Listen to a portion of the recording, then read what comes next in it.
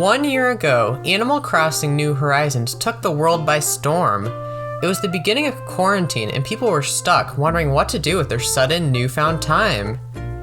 Because of this, it is no surprise that Animal Crossing New Horizons has already sold over 33 million copies, making it the second best-selling game on Switch in just 1 year. I made the decision 1 year ago to wait to critically look at Animal Crossing New Horizons because I felt that the developers intended to make the game way better with future updates, and some features were missing due to this, similar to Splatoon. It's been 1 year and I have played Animal Crossing New Horizons every day since it launched. I have made countless videos and walkthroughs of the game showing my experience to you all and have nearly 1,000 hours in the game. Was it worth the wait to review the game for the future updates? Is the game really as good as the sales and internet make it out to be? Or was it just a way to blow away time during quarantine? These questions and more I will be answering in this very extensive review of Animal Crossing New Horizons.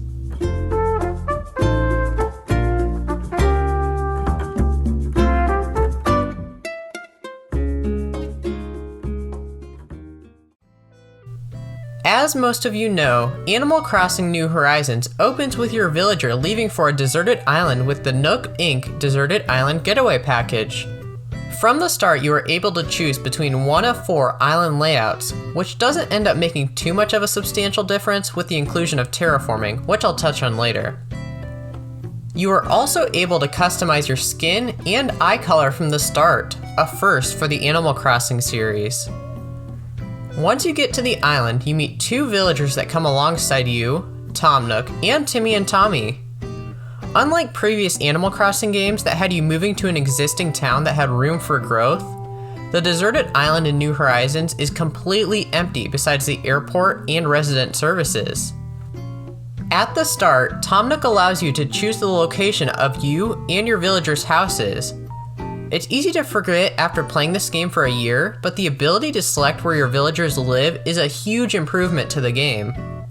This prevents villagers from moving on top of a part of your island you don't want, and allows you to put your villagers as close or far apart as needed.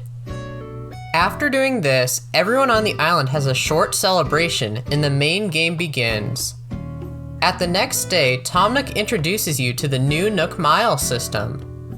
This system of receiving rewards for everyday activities such as fishing, pulling weeds, or helping out your villagers is one of the best inclusions to the game. Since the system rewards you for these simple, everyday tasks, it makes it feel much more rewarding for doing these activities than in previous games. Besides having to pay off your first home loan with Nook Miles can be exchanged for clothing, items, and Nook Miles tickets. Most people know Nook Miles tickets as the way to hunt for villagers you want, but the intention of Nook Miles tickets was to allow you to go to another deserted island to get more resources if you used all the ones on your island.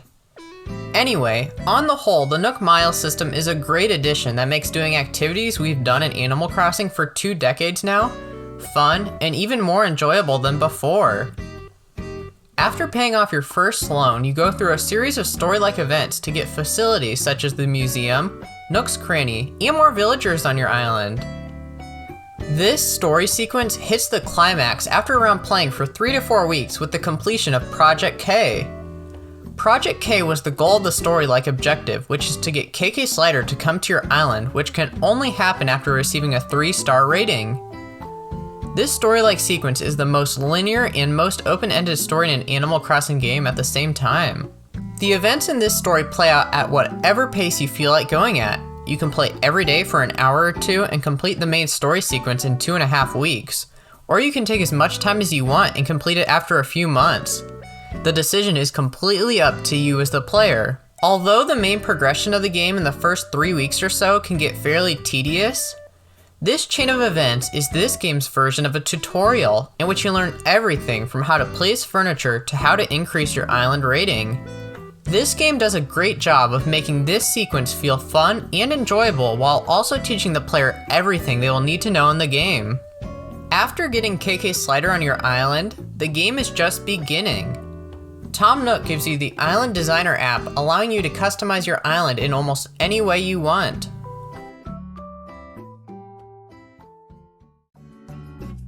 The gameplay in Animal Crossing New Horizons is similar to previous games with new features to keep it fresh, like crafting and terraforming. Crafting may be the biggest inclusion in this title and is probably also the most controversial. This new feature completely revitalizes the normal Animal Crossing gameplay. Everything that is normally bought can now be crafted with materials from the island like tree branches, wood, rocks, iron, etc. Furniture, clothing, and most notably tools can now be crafted, which completely changes the game up. At the beginning, crafting is basically the only way to get these items, but over time it becomes possible to buy these items. Even after these items became available to buy, I still found myself crafting tools. In my opinion, the crafting system is a great addition that made the typical Animal Crossing activities more exciting. Sure, it is a little annoying when you are fishing and your rod breaks, making you go craft another rod, but I feel it forces you to mix up the gameplay to make things more interesting. Hunting for DIY recipes that you want also gives an incentive for playing every day to get your message bottle. The crafting system works really well with the Nook Miles system. This new reward system incentivizes the player to do normal, everyday activities by rewarding with Nook Miles. This new form of currency in the game can be exchanged for items and resident services like special furniture and clothing. Arguably the biggest addition the Nook Miles system adds is the Nook Miles Islands. By exchanging Nook Miles, the player is able to go to a random deserted island to collect materials and meet new villagers. The ability to hunt for villagers has totally changed how people choose what villagers they have on their island. Instead of having to wait for your dreamy to appear at your campsite or move away from a friend's island, you now have the opportunity for a few hundred Nook Miles tickets to find the specific villager you are looking for. The effect of this is that certain villagers are now coveted as dreamies more than ever before, and it means people have less of villagers they dislike on their island. Overall, the Nook Miles system is a great addition that hopefully becomes a staple in the series. With the help of terraforming, New Horizons expands the way the player can customize their island in nearly every aspect. Terraforming, or Island Designer as it is called in the game, is a revolutionary addition to the series. This feature allows players to basically modify their island to however they please, with a few exceptions like the beach. It allows players to make their island feel as natural or man-made as they wish, and is a tool that allows people to create the island they've always dreamed of. It's easy to forget now, but the ability to place any furniture item outside is just as, if not more monumental for the series. This feature totally changes the dynamic of decorating. Instead of basically only being able to design the inside of your house, you can now customize an entire island. Other additions like fencing and laying down paths make decorating outside feel nearly perfect. Customization is just on a whole new level in this title. Other inclusions like new hairstyles and colors, eyes and eye colors, and nose shapes allow you to create a villager to your liking.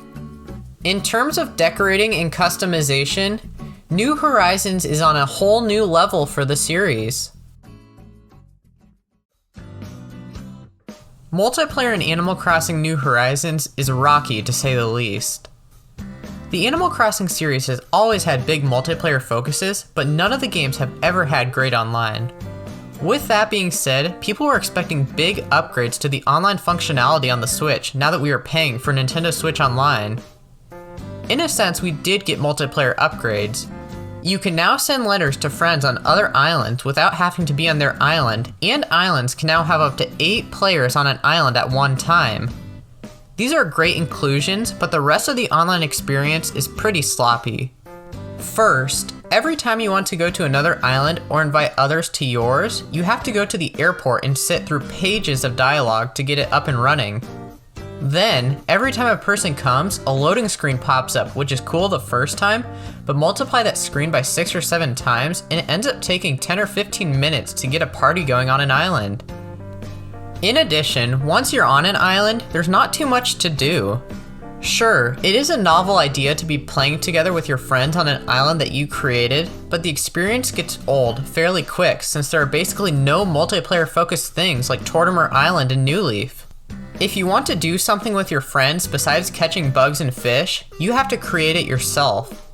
I did do that multiple times, like create a DIY auction exchange and have a Halloween party, and it was fun, but wasn't worth the time I had to put in to get everything to work. It may sound like I'm bashing on the multiplayer of this game, which I am, but I will give the game credit in some places. One of those things is the inclusion of local multiplayer on the same system for the first time in an Animal Crossing game. It is a great feature for families who share a Switch, but I never found myself using the feature. Also, all holidays and events can be played in multiplayer, which can enhance the event. Like I started this section by saying, the multiplayer is just sloppy and touches on a bigger issue of the game, which is quality of life problems. The game overall is made really well, but it feels like it could use a few quality of life updates to make the game less tedious at times. Some of these things include being able to buy multiple of the same type of item at Able Sisters, less loading screens between multiplayer, less dialogue to get the multiplayer working, bulk crafting, and making it so special villagers show up on your island more than once every 2 weeks. Most of these should be fairly easy fixes. Like, for the special villagers, why don't they put them into 2 groups? Ones that wander your island like Sahara, CJ, Flick, Gulliver, and Gullivar, and ones that stay in the plaza or in their shop like Label, Kix, Leaf, and Red. This would make it so you would basically be able to see every special villager once a week, making it way easier to do things like completing the art exhibit in your museum. Anyway, in a very well-made game, the multiplayer and quality of life updates are things that could easily be improved upon in future updates. In an all-around great game, the music may be one aspect in which New Horizons is weaker than its predecessor. Let me just start off by saying that the music in Animal Crossing New Horizons is in no way bad, and that I really enjoyed the arrangement of instruments used to compose the music. The use of a few brass and woodwind instruments along with a drum set and guitar really gives the music an island feel. The music that plays during timed events such as the Bug Off and Fishing Tourney and some of the new holiday tracks like the Bunny Day and Fireworks Festival ones are great and are some of my favorites in the series. The hourly tracks are the songs that I feel are weaker than in all previous games. This game approaches hourly music differently than in previous games. For the first few weeks with the game until the resident services building upgrades, there are only 2 tracks that play, a day track and a night track. These tracks are good, but they get old really quick. That being said, listening to them now, almost a year later, makes me really nostalgic for the beginning of the game, and I feel they were composed really well with this in mind. Once the resident services building upgrades is when the real hourly songs start playing. I was super excited about the hourly tracks at first, but they quickly became stale. Very few tracks are recognizable like in New Leaf's. In New Leaf, if I didn't look at the clock, I would know what time it is just by the hourly track playing at that time.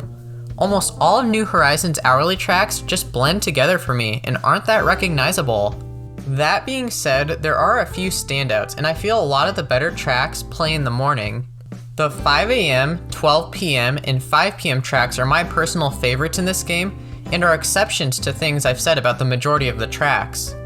All 3 of these are instantly recognizable, and all have groovy rhythms. These 3 tracks don't change my overall thoughts on the hourly music though. For the hours upon hours that you hear these tunes, these are some of, if not the most important songs in the game. It's unfortunate that the hourly songs don't live up to the previous games, but the rest of the soundtrack definitely does. Before I conclude, I want to talk about the updates to the game in the past year and what they did to the game. They're the reason I waited to write and post this review when the game launched in the first place. Going into this game, I knew that the game wouldn't be considered complete until a few years down the road. The developers decided to take an approach similar to Splatoon, how there's plenty of content on day 1, but the game is definitely missing some things, and down the road the game just gets better and better. When New Horizons launched, there was surely a handful of features from New Leaf that were missing, making the game feel somewhat incomplete. All of the updates besides the April update and Wave 1 of the Summer update corresponded to a holiday or event that was being added to the game, such as Bunny Day or the Fireworks Festival. At the beginning, updates were more frequent and contained more content than later down the road. For example, in the April update we got 2 new NPCs in Red and Leaf, 4 new small events, and the art expansion to the museum. Compared with the holiday update in which Turkey Day and Toy Day were added, along with a few new reactions and hairstyles, it shows that the developers were having trouble working on the updates in quarantine. It is likely that the first few updates were almost, if not completely done at launch, and just needed to be released at the time they were designated. Later on, they probably had limited resources working from home, so they added the holidays, and after that, easier things to implement like reactions that were already in the game, and expanded home storage. I can't blame them for this, since this was out of their control, but it made the updates feel fairly uneven. Anyway, the updates continually kept the game fresh, since after playing every day, some of the everyday tasks started to get redundant. The features brought back from previous games like diving and dreaming help make the game feel much more complete. The new features added in these updates like farming and Gullivar were also nice inclusions, but didn't feel too substantial. The holidays that were promised to us before launch were fun events, but they were all basically the same event as in New Leaf, but with a twist to make it feel a little different. Bunny Day infamously had many problems with the egg spawn rates in the balloons and water, but besides that, I had little to no complaints with the holidays. Out of them all, the Fireworks Festival and Turkey Day were my personal favorites. Although I was expecting bigger, more frequent updates before launch, what we got with the developers had to work with definitely satisfied me, and I look forward to updates in the future now that most of the features from previous games are present in New Horizons. On the whole, Animal Crossing New Horizons is a fantastic Switch game and offers one of the best experiences on the platform. The game builds on the roots of the series with new features like crafting, terraforming, and Nook Miles, while also expanding the ways in which the player can customize the game to their liking in nearly every way. Although there is still room for improvement in future updates, the game feels much more complete than it did at launch and is now probably the best game in the series.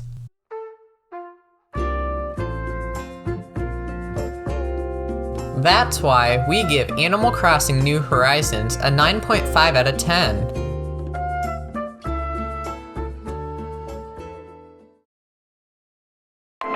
Thanks for watching, and consider liking and subscribing for much more on Animal Crossing New Horizons and everything else Nintendo.